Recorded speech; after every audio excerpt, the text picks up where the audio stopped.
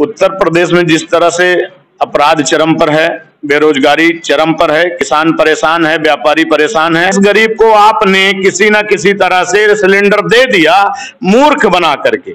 उस सिलेंडर में उसके पास 1000 रुपया रिफिल कराने के लिए नहीं है। ये विज्ञापनों की सरकार है, जनता को इससे कोई लाभ नहीं। पट्टी में परिवर्तन निश्चित है।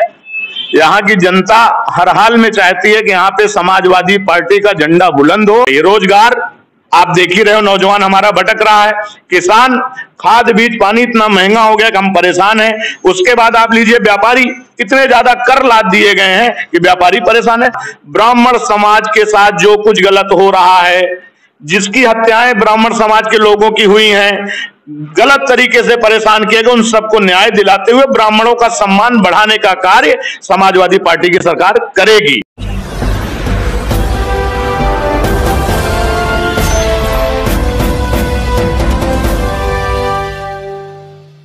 2022 के विधानसभा चुनाव होने वाले हैं। सभी राजनीतिक पार्टियां अपनी चुनावी तैयारी में पूरी तरह से जुट गई हैं। आज हमारे साथ हैं समाजवादी पार्टी के प्रदेश कार्यकारिणी सदस्य। आज हम इनसे ही जानेंगे और इनसे वार्ता करेंगे आगामी जो 2022 में चुनाव होने वाले हैं विधानसभा को लेकर, इसकी किस प्रकार से तैयारियां हैं समाजवादी पार्टी की और किस प्रकार से इनका जो कार्य किए थे, जो विगत 5 वर्षों में कार्य हुए थे समाजवादी पार्टी द्वारा, या मौजूदा सरकार पर क्या बोलते हैं। आइए इनसे ही मिलवाते हैं आपको और बात करते हैं। आपका नाम? जी, मेरा नाम असगर अंसारी है। समाजवादी पार्टी में आपका क्या पद है? प्रदेश कार्यकारिणी सदस्य यूथ का पद है हमारा। मुलायम सिंह ब्रिगेड में मैं रहा हूँ। और आगे बताएं।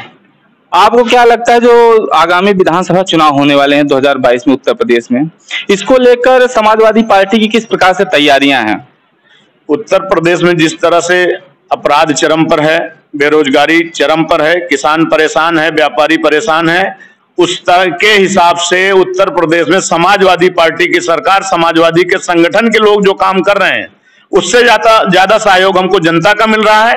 इसलिए मुझे लग रहा है कि 2022 में आदरणीय अखिलेश यादव जी के नेतृत्व में हम 350 पार करने जा रहे हैं। उत्तर प्रदेश की जनता एकदम से उत्साहित है और यहाँ पे बीजेपी सरकार को उन्होंने देख लिया कि बीजेपी सरकार ने किस तरह से उत्तर प्रदेश का बंटाधार किया है।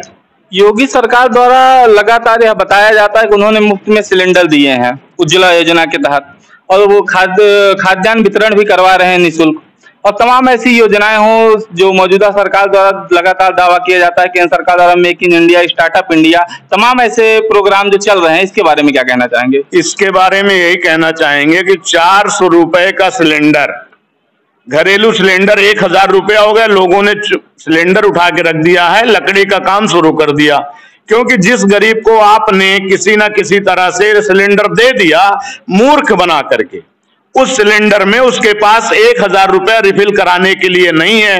एक योजना पूरी तरह फेल आपकी। दूसरी योजना, आप विज्ञापनों से प्रदेश की जनता का भला नहीं कर सकते। आप धरातल पर आए, जमीन पर आए, तब जनता का स्वार्थ सिद्ध होगा। जनता की योजनाओं को आप जनता तक पहुंचाएं।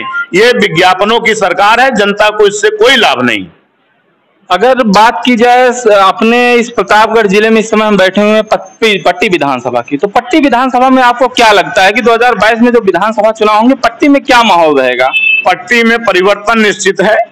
यहाँ की जनता हर हाल में चाहती है कि यहाँ पे समाजवादी पार्टी का झंडा बुलंद हो, और आने वाली 2022 में जब चुनाव होगा तो पत्रकार महोदय आप भी देखेंगे पट्टी में परिवर्तन हो के रहेगा। अगर हम बात करें कि 2022 के चुनाव में बड़े मुद्दे क्या हो सकते हैं, जो जमीनी स्तर से जुड़े हुए मुद्दे जो हैं, आपको लगता है कि कौन से ऐसे मुद्दे होंगे जिसको लेकर 2022 के चुनाव में समाजवादी पार्टी आएगी चुनावी मैदान में और उसी से सफलता मिलेगी? क्या होंगी, मतलब क्या किस प्रकार की रणनीति होंगी, या चुनावी मुद्दे क्या होंगे जो बड़े मुद्दे बनकर उभरेंगे 2022 के चुनाव में? भाई, बहुत ज्यादा हमको रणनीति बनाने की जरूरत नहीं है। समाजवादी पार्टी ने 2012 से लेकर के 2017 तक जितने कार्य किए हैं, चाहे 102 हो, 108 हो, 1090 हो, आपको सरकारी अस्पतालों में मुफ्त का इलाज हो, चाहे बच्चों की पेंशन हो, चाहे बच्चियों के लिए साइकिल की योजना हो, चाहे बच्चों के लिए लैपटॉप हो, चाहे वो बहुत बड़े बड़े ऐसे काम हुए हैं जो अभी मौजूदा सरकार ने पिछले विकास के 5 सालों के जो किए गए काम उसको छू तक नहीं पाई है। तो जनता ये देख रही है। रोजगार आप देख ही रहे हो, नौजवान हमारा भटक रहा है, किसान, खाद बीज पानी इतना महंगा हो गया कि हम परेशान हैं। उसके बाद आप लीजिए व्यापारी, इतने ज्यादा कर लाद दिए गए हैं कि व्यापारी परेशान है। तो यही किसान, जवान और व्यापारी ही उत्तर प्रदेश की सरकार को पलटने का काम करेगा और समाजवादी पार्टी की सरकार को बनाने का काम करेगा। उत्तर प्रदेश में इस समय अगर मौजूदा समय में बात की जाए तो अगर ब्राह्मण वोटर की बात की जाए तो लगातार भाजपा सरकार द्वारा भी ब्राह्मण वोटों के लिए लगातार कार्य किए जा रहे हैं। समाजवादी पार्टी द्वारा भी अभी हाल ही में कहा गया है कि 108 फीट ऊंची मूर्ति बनाई जाएगी परशुराम जी की।